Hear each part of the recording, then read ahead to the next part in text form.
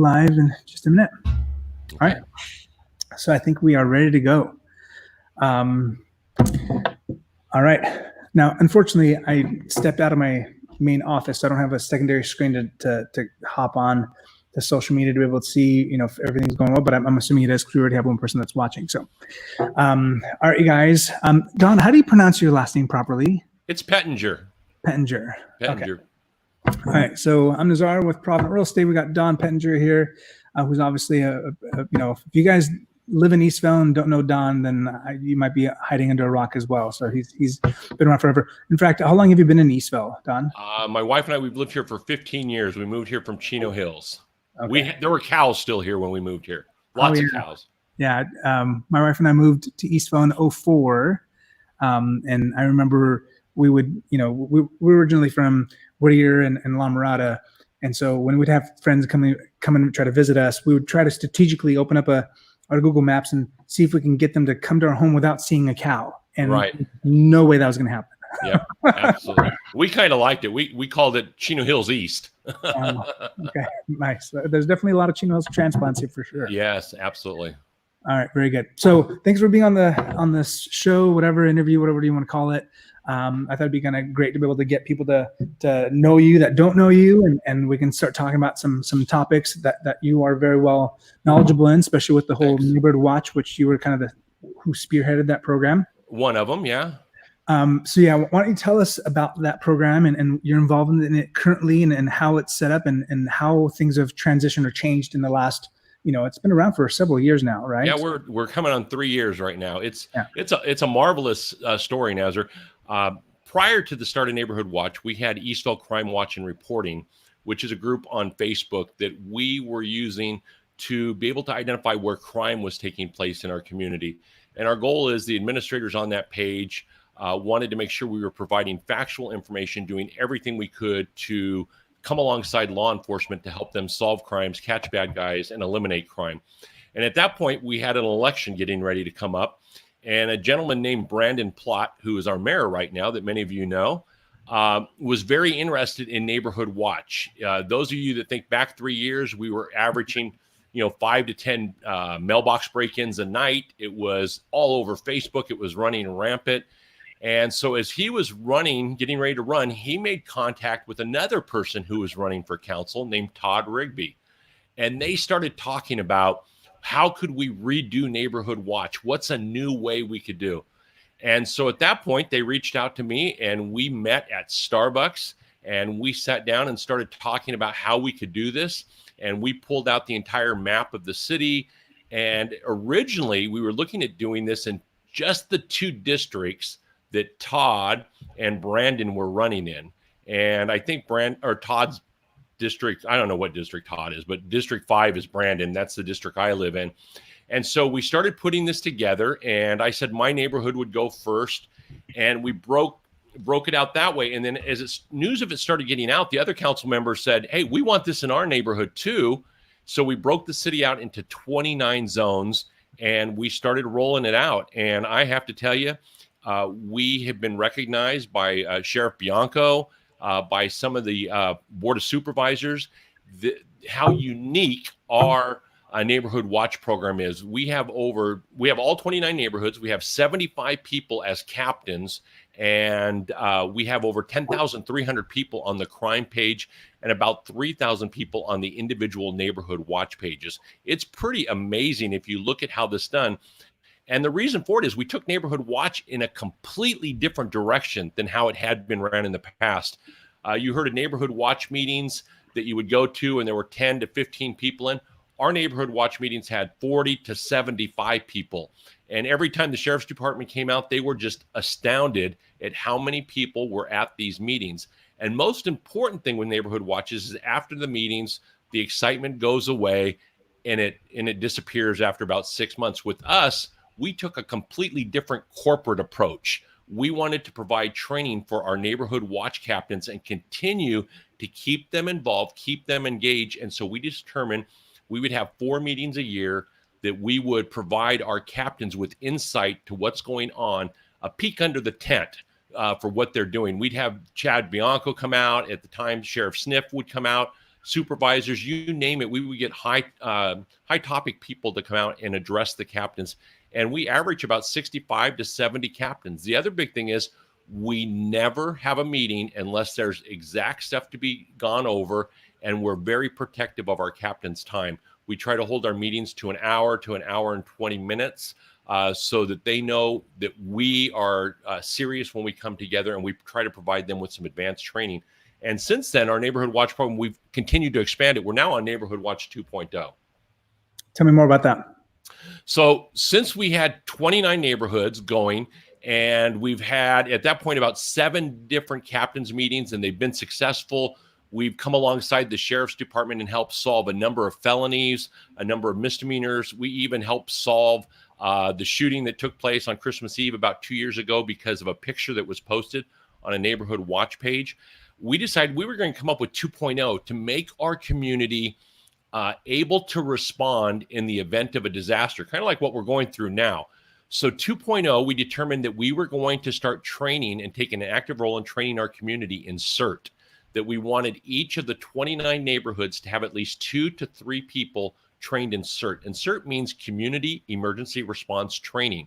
So we worked with Brian Jones, our city manager, and he was all over this. We started getting together the emergency management system for Riverside County, and we started teaching more CERT classes and really putting it out to our captains and our neighborhoods so that we could start to do that.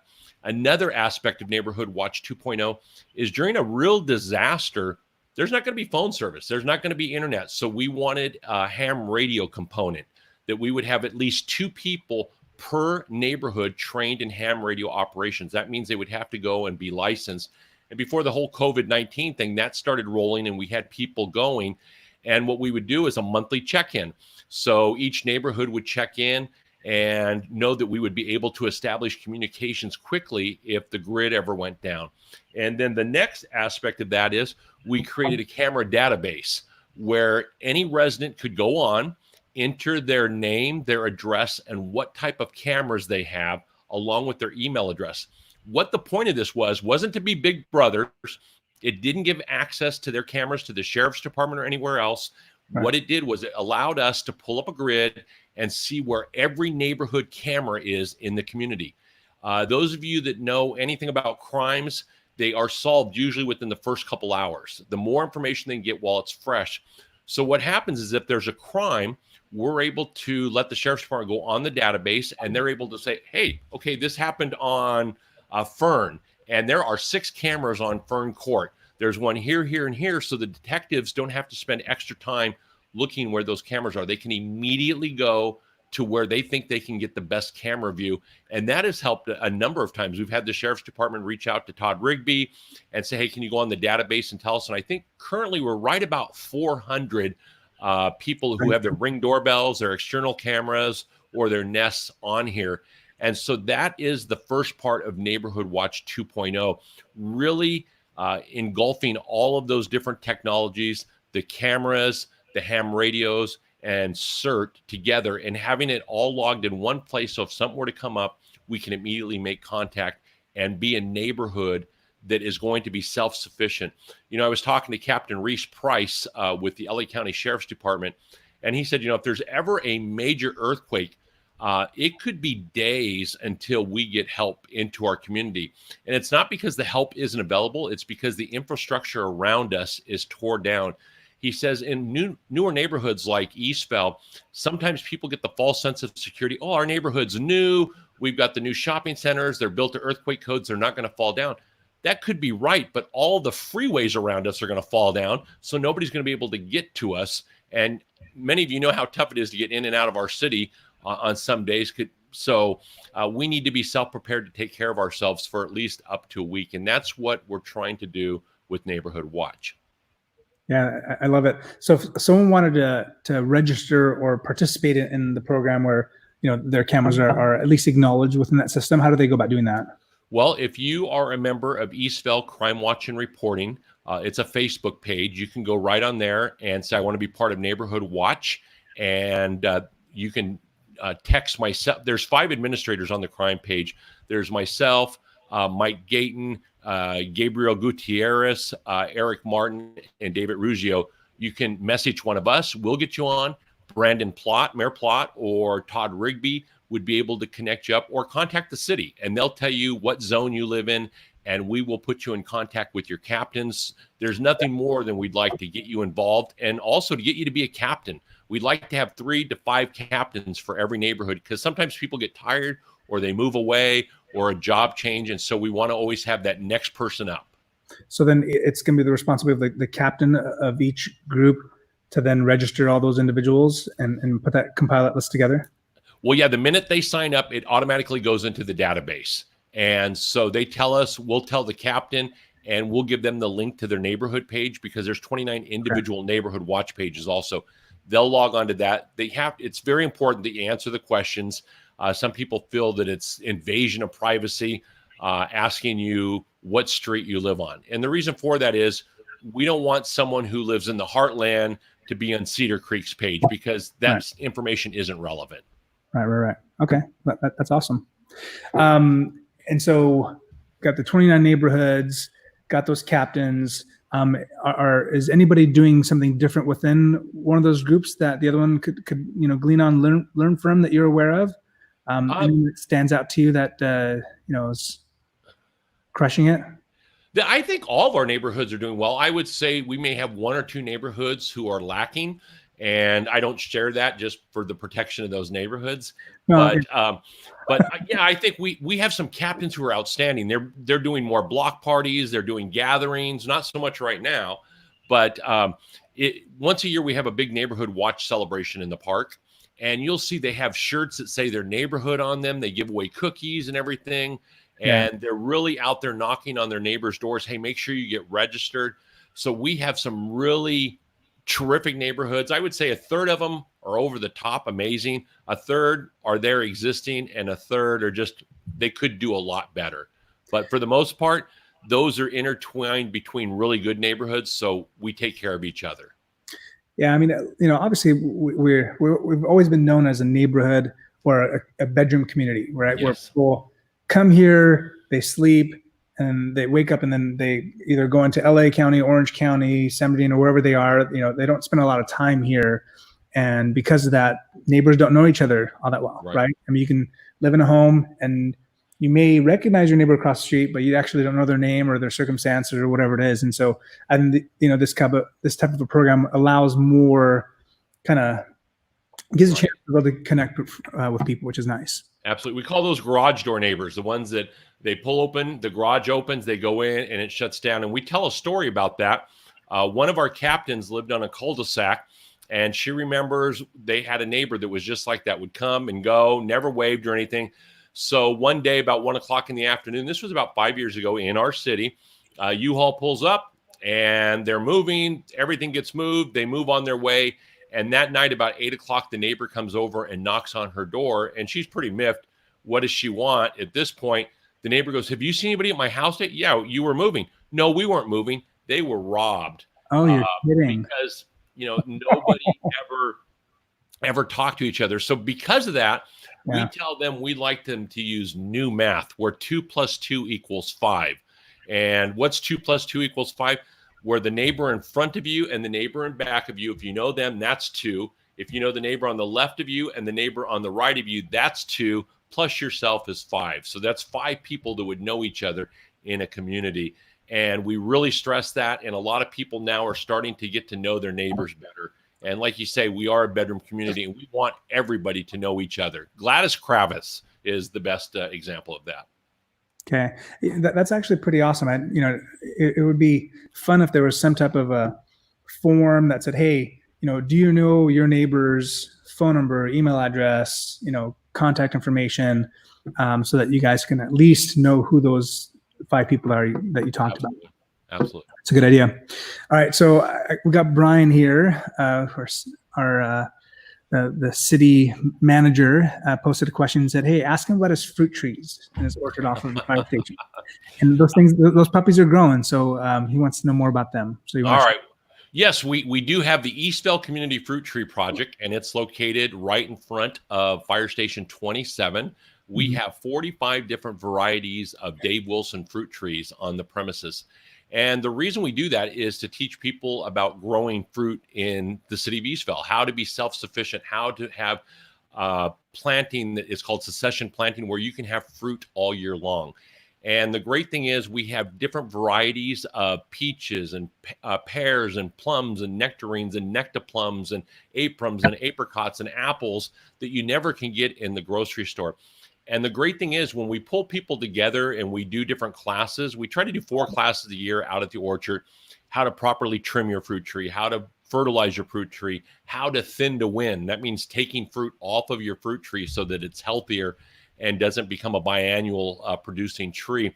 We do these about 4 times a year. We have people come out and we teach classes. We have master gardeners come out and kind of instruct and share information on that. And it's really unique. Riverside County has come out and looked at it. It's a one-of-a-kind type thing. We really are grateful to Tom Spellman with Dave Wilson Nurseries. He's a wealth of information, along with UC Irvine. And we're seeing a lot of varieties of fruit that can be grown right here in our city. And it tastes so much different coming off of the tree than it does buying it in the grocery store. And I see you a number of times running by. You and your wife are jogging early in the morning, or Harry. So it's a great place to be, to see people. And it's really had an opportunity for the community to come together and help each other. We had a Boy Scout complete his Eagle project by putting up the fence. We've had probably 50, 75 people come together to spread mulch. Home Depot donated a special tractor to move a semi worth of mulch one time. Apollo Wood in Ontario donated, I think it was 75 cubic yards of mulch, which was a whole semi tractor full. And it's a great place. If you get a chance and you're walking by, stop on the outside of the fence and look. We're getting ready to add the names of each type of tree in the row. And it's a unique thing that is being offered out there. Are people allowed to go inside? No, right now, just for not just security reasons, but for the benefit of the plants, we're not allowing people to walk through because we don't want them to pick something or think hey, I can plant something here. Everything is measured. And when the fruit is, I know one of the big questions, what do you do with all the fruit? Well, this is the 3rd year, so we haven't had what you would call a whole bunch of fruit. Right. And the reason for it is people are going to think this is crazy. The first 2 years, we picked off 95 to 99% of the fruit. And the reason for it was we weren't concerned with fruit production. We were concerned with the structure of the trees. And so we wanted all that energy to go on those trees. And if you look at them, they're going to say, well, there's something wrong with them. They're only 7 foot tall. They're 6 foot tall. Apple trees get to be 10, 15, 20 feet. They do. But we follow a principle called backyard orchard culture, which means we're trying to keep these trees trimmed to a shape that you could have in your yard. We're not a commercial nursery, so we don't need 10-foot rows between the trees, and we trim it that way. So this is the first year we're actually probably going to have a good sized fruit production. And what will happen is when we see that, hey, this tree is doing it, come on out to the orchard. We're going to cut up pieces of fruit so people can try what a nectarplum tastes like, what an apron tastes like, a cotton candy, let's see, a golden lady apple or a ghost apple, all these different types of fruits you'll never see in the grocery store. And it will hopefully make you want to put a fruit tree in your yard. Wouldn't it be great if the 77,000 residents in our city, each, or I think it's 73,000, each had a fruit tree in their yard? Just imagine how much fruit you could share with each other, and we can become self-sufficient. It's a healthy way, and it's fun to be out in the garden. I always think that if a tree doesn't produce fruit, it's a waste of a tree. Absolutely. Absolutely. I know that your own personal garden, you've got a massive garden in your own house, and I do. Lots of fruit trees there, which is awesome. All right, so let's talk about COVID. I think you've expressed some things on social. Just give me your take on all of it and share with what you feel comfortable sharing. All right. Well, as I get started here, I'm not giving any opinions based on the crime page. Although I would say the 5 administrators pretty much agree, and we try to keep it level, and we present only I would say, factual information, but information that's been in print and that's highly acceptable. We do know there are two camps to every argument. And the thing that we'd like to do is have an opportunity to discuss things. Maybe we agree to disagree. And the thing that we've lost here in our country is the ability to do it with civility, to be able to talk with each other, still respect each other at the end of the day, Right. and move on. I have the highest regard for first responders. As you know, Nazar, my kids at one time were all police officers, and two of them have gone to the dark side. They're paramedics now for LA County Fire Department. But I talk to them, and so they have my ultimate support. And I have, in their families, we have doctors and nurses who are on the front line. And so it's a touchy subject, but I really believe at this point, the prescription, the medication is starting to become worse than what the actual disease is. I believe that we're a great country. We're great people. We're adults. So tell us exactly what you want from us, and we'll do it. And if we remember back into March, we were told when the curve is flattened and we see that, we will come out of a shelter in place. And anyone, no matter what type of math skills you use, if you look at the current data being put out by the CDC or the WHO or the state of California or Riverside County, our curve has been flattened in the state of California. And it's not been just flattened, but it's going down. So if we use the reasoning to put us into a stay-at-home atmosphere, and we said once it was flattened, we would relinquish that, I think it's time that the governor starts to use common sense and start to relax those things, because otherwise we're going to get into a situation where we're never going to be able to recover as a county, a city, or a state. Now, that's not to say not to practice good hygiene, wash our hands. And who would think we were ever reminding adults to wash their hands? Isn't that something we teach in kindergarten? To wear face masks, to practice social distancing. And I think, unfortunately, some of us are being scared by the media that we're not being given the true pictures. I was looking at the pictures posted by the chief of police by Newport Beach Police Department. This last weekend, they had a police helicopter in the air over their beaches taking pictures every 20 to 30 minutes. And they showed that social distancing was taking place. They talked to the chief at Huntington Beach PD, and they did say they reminded a few people. But then you had the Orange County Register go out and take a picture using a wide-angle lens from a low level, and it didn't allow the opportunity to show depth perception. And because of that, the governor has made decisions that he's going to be punitive and lash out at Orange County. He says every other beach in the state can be open except for Orange County. And I don't think that's fair. I don't think the governor should be picking on individual cities. I think the governor has gone too far with his executive orders. That power that he has is only under emergency times of emergency. And it appears, if you look at the data, that time of emergency has lightened and passed, that some of those executive powers should be reeled back in and given to the states, not to the states, but excuse me, to the local counties and to the cities so that they can do what their constituents want. I give Karen Spiegel big props and some of the other Board of Supervisors for Riverside County for wanting to readdress this at the May 5th Board of Supervisors meeting. They are voting on an order to ask our county health officer to reevaluate his order and possibly rescind some of it and allow non-essential businesses to start reopening so that we can get our economy going. This isn't discounting anyone who has died. I know three of the people, not personally, but I know who they are. I knew one of them personally who died in the city of Eastvale as a result of COVID-19. I know one of them had pre-existing conditions and was a male in his 80s. And no death is easy, but death is part of who we are as a nation. And I just think we need to look at this more sensibly. People are at their wits' end, and I think we need to start evaluating how we're going to do this. If the disease is going to stay with us longer, that we need to learn to live around it. Yeah, it's interesting, right? If you think about what the new norm is going to be, right?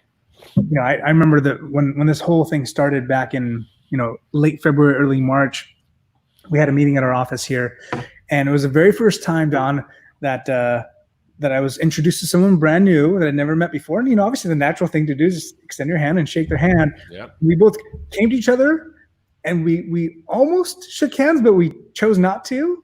Right. And it was just so weird. And then, obviously that was a couple months back. And now to think, if someone's shaking hands, do you think that we'll ever get back to that? Or do you think we'll always be, germophobic as a nation or as a world and never do that again? What are your thoughts on that? I would say we'll get back to it. We have a very short memory. The United States, we're quick to forgive, which is great as a nation, but we can't remember things very well because we allow history to repeat itself so quickly. Even within our lifetimes, we see things start to happen over and over again. So I think at some point you'll see handshaking start to come again. I know that one of the doctors that we see that gives press releases all the time says that's archaic, that we shouldn't be shaking hands any longer. It's one of the filthiest things that we can do. But I'm not sure. I think handshaking eventually will come back. And I respect you. If you don't want to shake hands, by all means, we can do elbow bumps or that would even eliminate the high five. So there's so many things that it would change. And I know I have to be cautious, just like you did just now. You touching my face in public. I know. And like right now, I got to scratch my nose. And I think we'll get back to handshaking at some point, and we'll get back to normal as things come. And if you really look at the data, the more testing that they do with the antibodies and things, it seems like a lot of people have had this or had it in their system. So as those numbers continue to go, the death percent is going to continue to drop and de-escalate. And so is the parts per million of people that have been in the hospital and everything like that. It's going to go down. And you have to question when the CDC or the state of New York is recategorizing deaths to COVID because there's a potential they had COVID. Or my question is, and no one's been able to answer, if I have the antibody and I had tested positive, say I had COVID in January. I know there's tons of people I talked to in Eastvale who felt they had it in January because we had a bad flu season. Yeah. Let's say I go and get hit by a car. Let's say I have a heart attack next month and they do test with my blood and they can tell, hey, I was tested positive. Am I a COVID death? And, it's kind of crazy, but I know in the law enforcement world, if you hit somebody in the commission of a crime, it's a felony.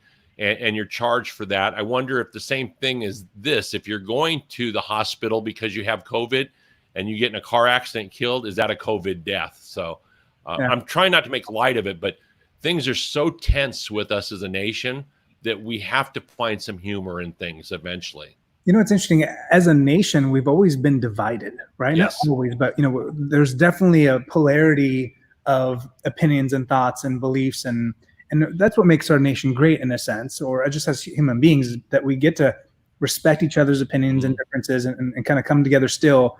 And that's what I've loved about this whole COVID in a sense. It has brought us kind of closer together as people, even though we're socially distancing.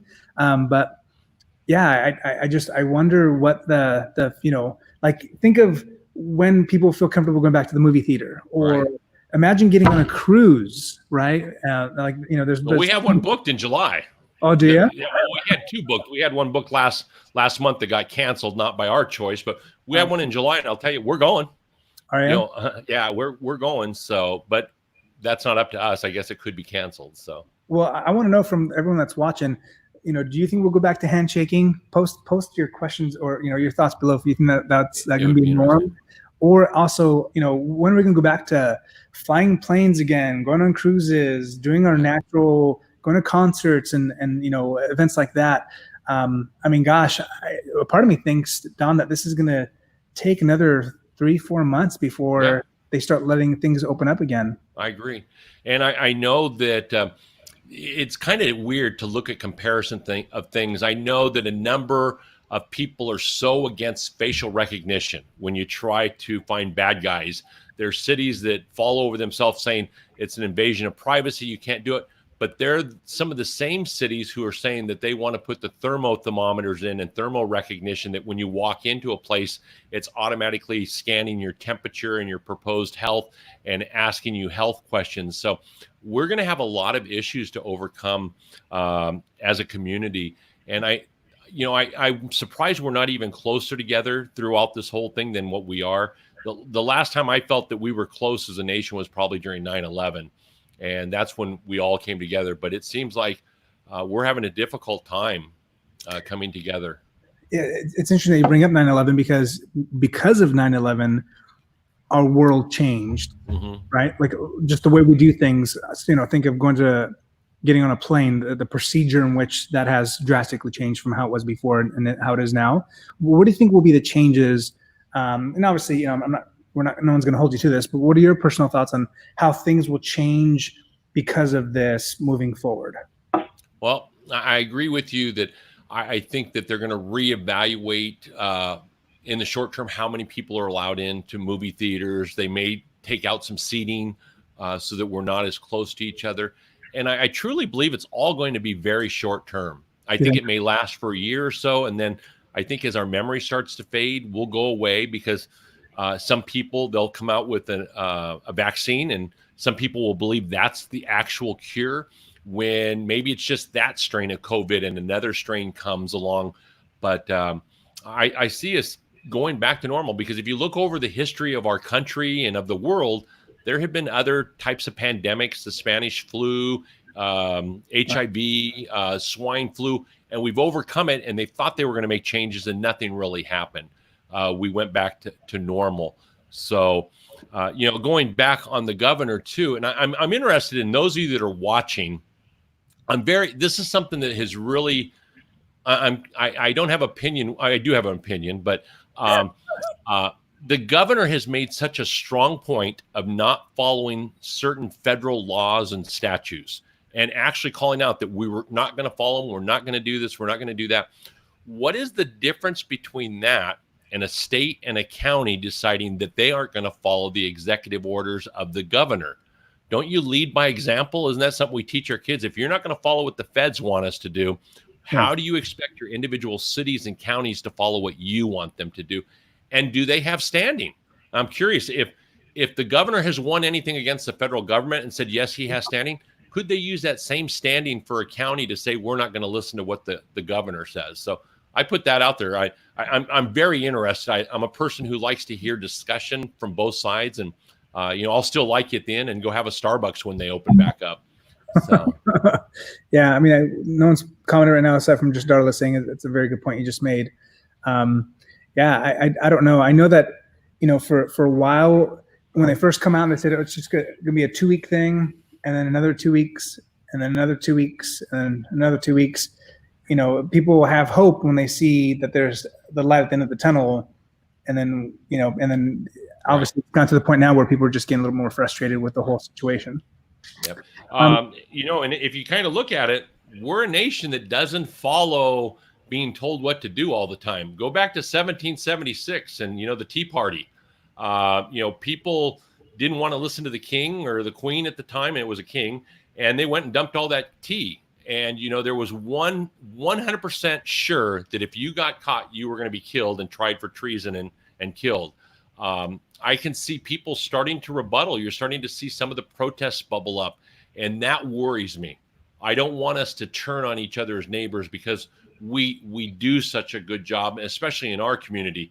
I hope that we can continue to come together and love each other.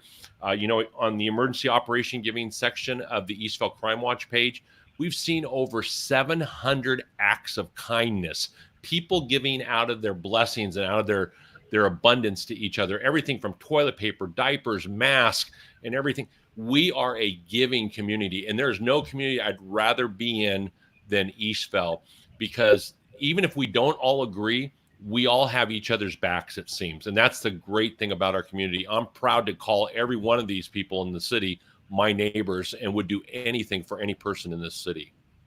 I appreciate that. It definitely is a great place. I think of, just all the businesses that are suffering right now from, this whole, this stay-at-home pandemic that we're experiencing. And I'm hoping, I went to one of my favorite restaurants is that new place that opened up, the Mongolian barbecue place. Oh, yes. And And I went there yesterday, and it's bizarre, right? Like you go there, you have to put in your phone order. Normally with those types of places, you get to pick exactly how many of each you want in, and they just kind of, wing it, put it together. It was still delicious, but it's not the same experience. And so it's just bizarre how everyone's trying to get along, and businesses are closing left and right, and the repercussions of all this is going to be pretty catastrophic, I think, in the next, as it continues to drag along. I agree with you.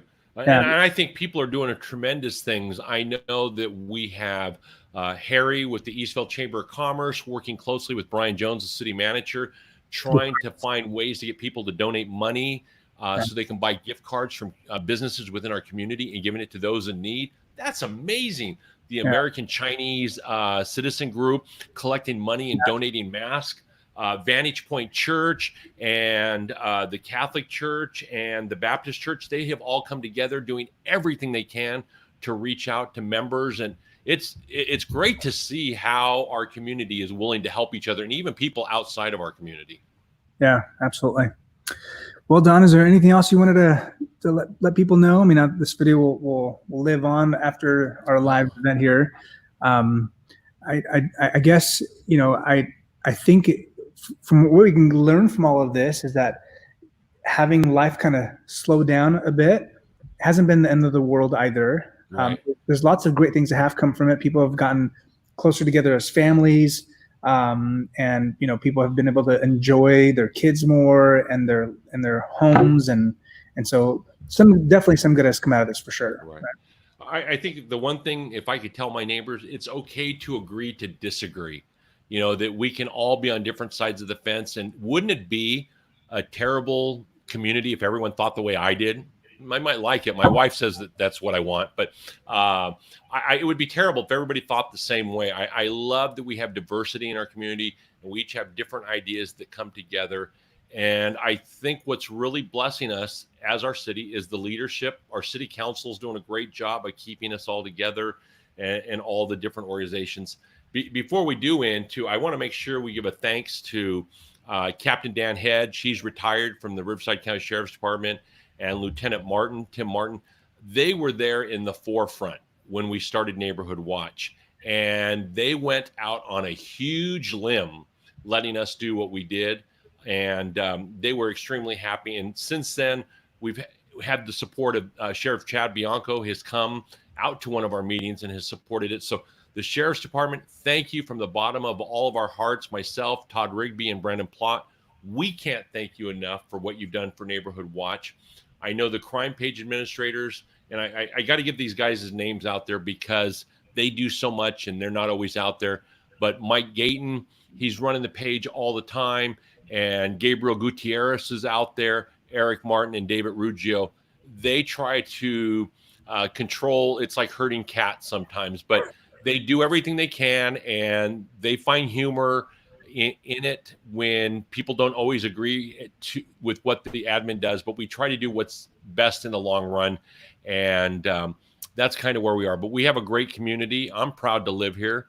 I can't wait to be able to walk right into Home Depot again without waiting in line, or to Costco, and to go get some good food. I was there this morning at 7:00 at Home Depot, and there wasn't a line to get into the store, but man, that line to be able to check out was really long already. Yeah. Oh my goodness. But yeah, but that's it. Those are going to be some times to see what happens when we get over the lines. And what's so weird is how you can go to one place and there's a line, but you can go down the street and there's no line and get basically the same thing. Well, yeah. Speaking of that, they didn't have everything I need, so I had to hop over to Lowe's, and there was no line at Lowe's. I have told representatives in our city that I don't believe in shopping outside of my city, but in this situation, they've had some leakage of revenue with me running over to Lowe's, because I can go in. I've been doing a lot of household projects. I can run in, run out, and they're busy.